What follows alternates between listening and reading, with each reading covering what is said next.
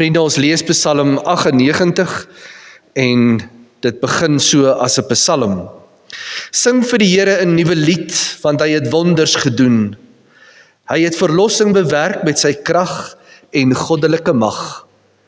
Die Here het sy redding aangekondig, voor die oë van die nasies het hy sy geregtigheid getoon. Hy het sy liefde en trou teenoor die huis van Israel onthou. Ons God se redding was sigbaar tot aan die uithoeke van die aarde. Laat die hele aarde die Here loof, breek uit in sang, sing van vreugde. Bring lof aan die Here met die lier en met sang, met trompette en ramshoring. Juig tot eer van die Here die koning. Die see en alles wat daarin moet druis, die wêreld en almal wat daarin woon. Die riviere moet hande klap, die berge moet jubel voor die Here. Want hy kom om die aarde te oordeel. Hy sal die wêreld regverdig oordeel en die volke met billikheid. Ons lees tot sover uit die woord van die Here. Ek het gewonder by myself, nou eendag, wat maak my bly? En ek wonder, wat maak jou bly? Dink gou vir 'n oomblik, wat maak jou bly? Net om seker te maak dat ons dit nie verwar nie, ek vra nie wat laat jou lag nie, want om te lag is iets heeltemal anders, ons kan dit nogal goed doen, ons land is bekend daarvoor dat ons mense is wat kan lag. Maar wat maak jou bly?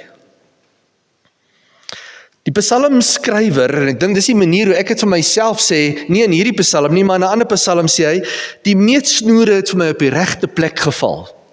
Iemand vra nou eendag vir my, wat wil ek hê vir die nuwe jaar? En ek dink by myself, ek het niks meer nodig nie.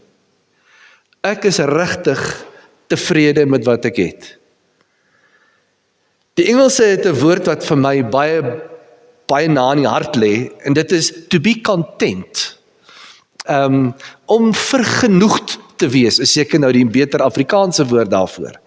Om vergenoegd te wees.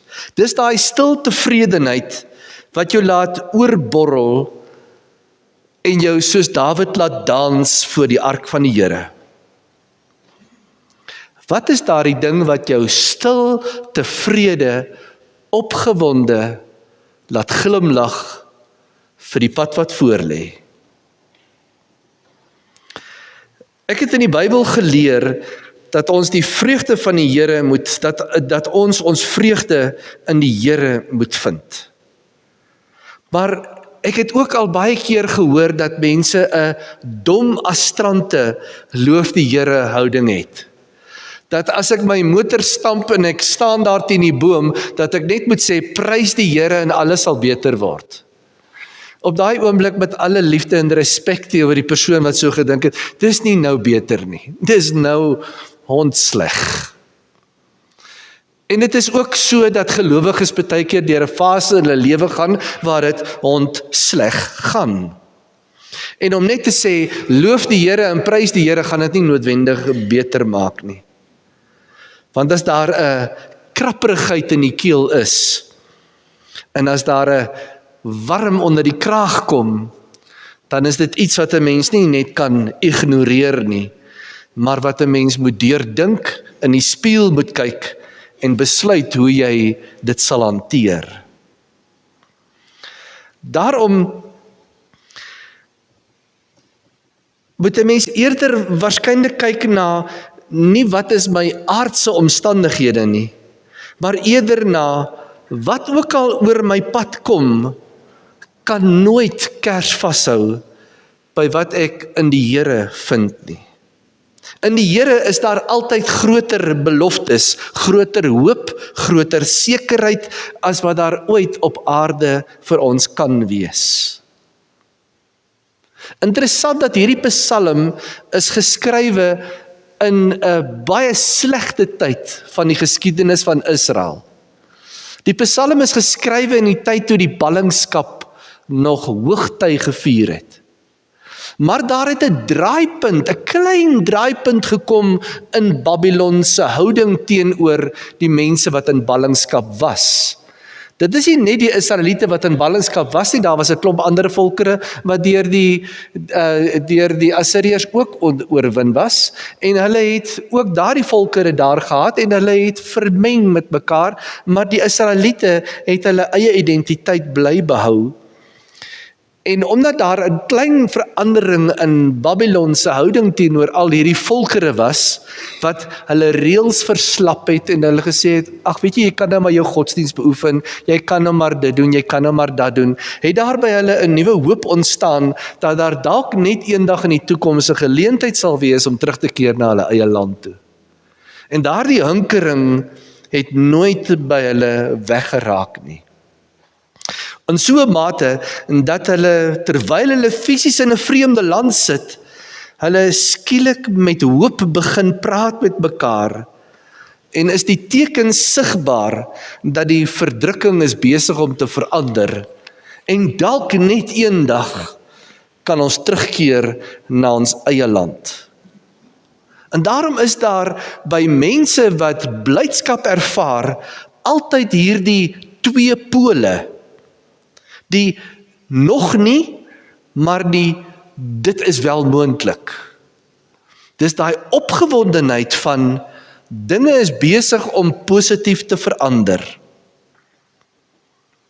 Hierdie hinkering na iets spesiaals wat op die punt is om te gebeur, is dit wat vir my en vir jou 'n realiteit is.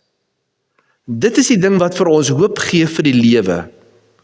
Ons lees presies dieselfde in al die profetiese geskrifte, en ook veral in die tyd voordat Jesus gebore is, dat daar 'n kreun was onder die juk van die Romeine, maar ook 'n diep begeerte en hoop dat die Messias sal kom. Dis 'n kreun onder die juk, maar dit is 'n vashou aan die belofte van God vir die tyd waarin hulle woon. Hoe is dit moontlik dat so iets kan gebeur?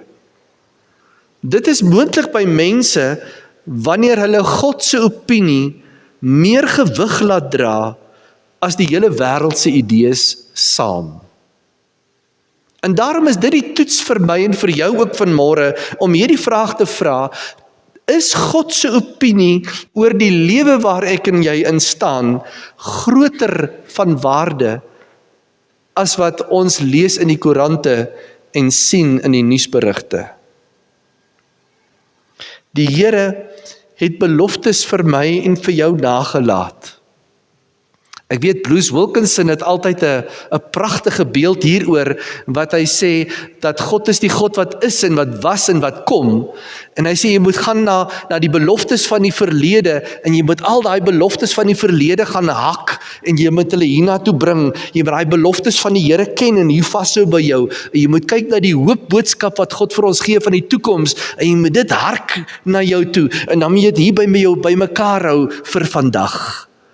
Uit die verlede vat jy al die beloftes, uit die toekoms al die hoop, en jy maak dit jou eie vir nou, vir die tyd waarin ons nou leef. En daarom is dit belangrik dat ons ook die beloftes en die hoop wat daar vir ons is, sal kan opnoem en mekaar voortdurend daarmee kan bemoedig. Die Here maak beloftes, en dit sal gebeur.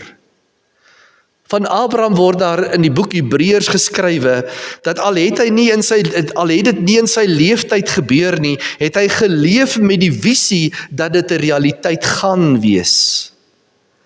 En dit het sy ingesteldheid op die nou van die lewe verander. Dis hoekom hy 'n geloofsheld genoem word in die Bybel.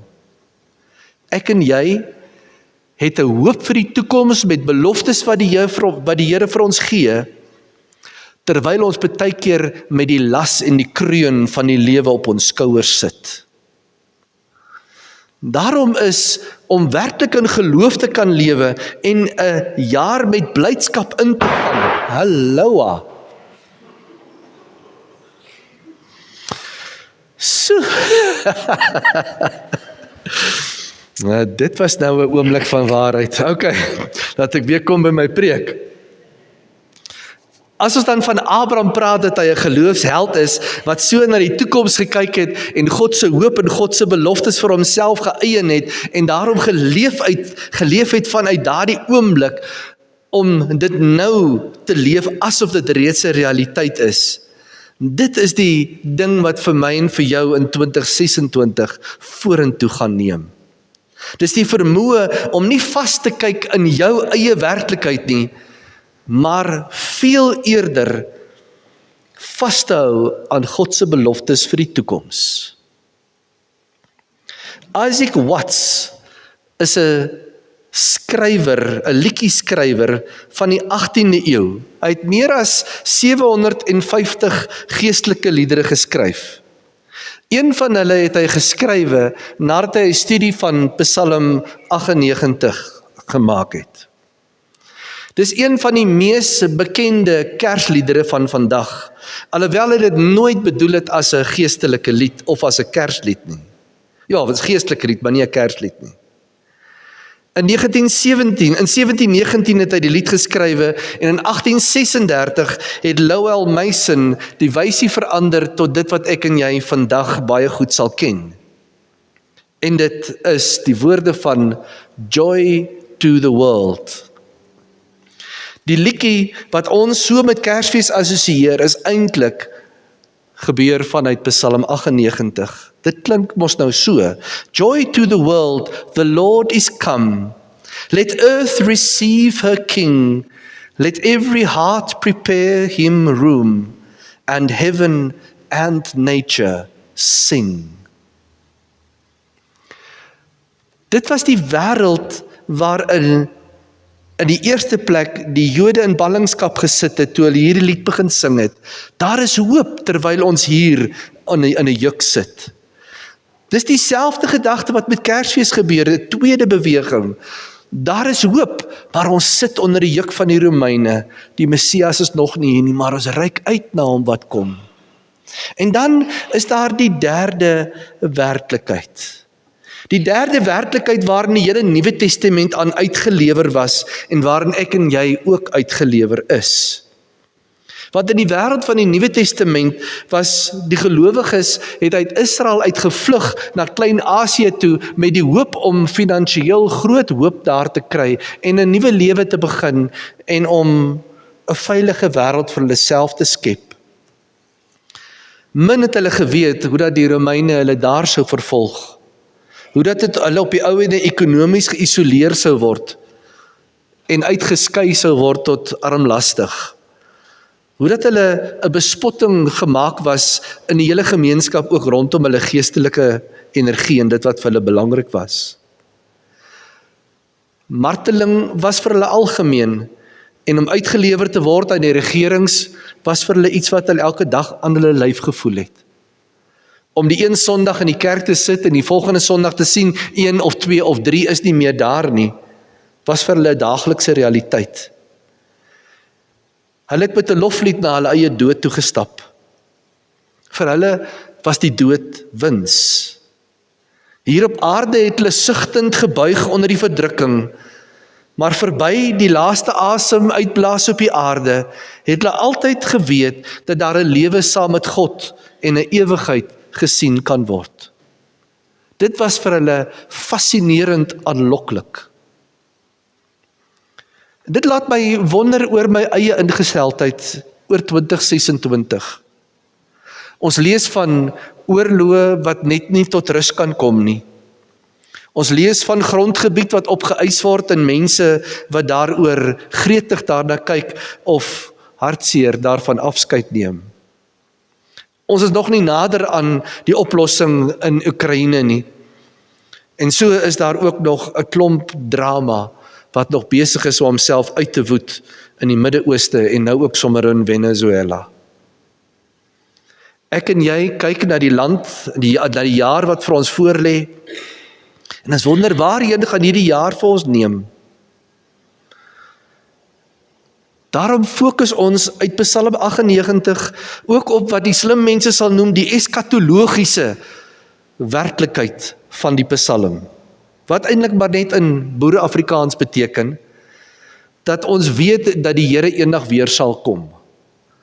En wanneer hy kom, sal ons gereed gevind word. Wanneer hy kom, weet ons sal hy vir ons 'n ander realiteit gee. En weet ons sal ons altyd by die Here wees. Die eerste koms van Jesus, wat met Kersfees vir ons 'n realiteit geword het die pad oopgemaak na die tweede koms, naamlik die wederkoms van Jesus, en daarmee is 'n ewige lewe vir ons nou 'n realiteit. Daarom vriende, terwyl ons nog so die laaste tone van Kersfees met ons saamdra, dit is nie Kersfees wat ons bly maak nie, want vir sommige is dit maar 'n sombere herinnering. Dis nie die gedagte selfs dat die Here weer gaan kom nie. Die gedagte selfs na die ewigheid nie. Maar as ons is bly omdat ons weet dat daar 'n sekerheid is en 'n wete is dat God wat die hemel en die aarde gemaak het, is groter as die katastrofes wat ons rondom ons ervaar. God kon praat en materie kon in orde spring en 'n skepping kon tot stand gekom het. God se woorde is vol krag. As God vryspreek, dan bly dit vrygespreek. So sê Jesus vir ons op 'n stadium, dat as iets deur hom oopgemaak word, sal dit oop bly, en as iets gesluit is, sal dit gesluit bly. 'n God wat vryspreek, trek vir my en vir jou in 'n lewende verhouding met hom.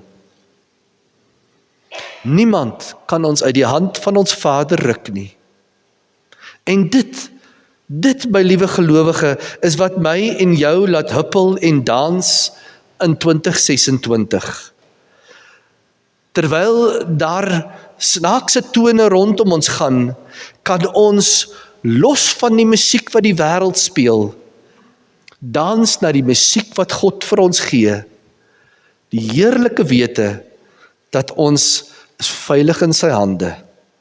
Niks kan ons uit sy hande ruk nie. Dit pas daarom by gelowiges om meer en meer hulle self te herinner aan die grootheid, aan die rykdom wat daar in God is, aan die sekerheid dat hy bestaan, en die wete dat God ten spyte van wêreldleiers dink, steeds in beheer is. Daar is 'n ander lied wat geskryf is wat vir my ongelooflik baie beteken, en ek sing dit gereeld vir myself as ek op pad is werk toe. In die hemel is die Heer, en sy glans is soos kristal. Hy is die heilige van God en hy heers oor die heelal. Daar is mag in sy woord, soos die waters druis sy stem. Soos die son op die see se blou, so is die rykdom van sy trou. En aan U is die mag en die heerlikheid en krag. En aan U is die eer en die lof, want U regeer. U regeer. Amen.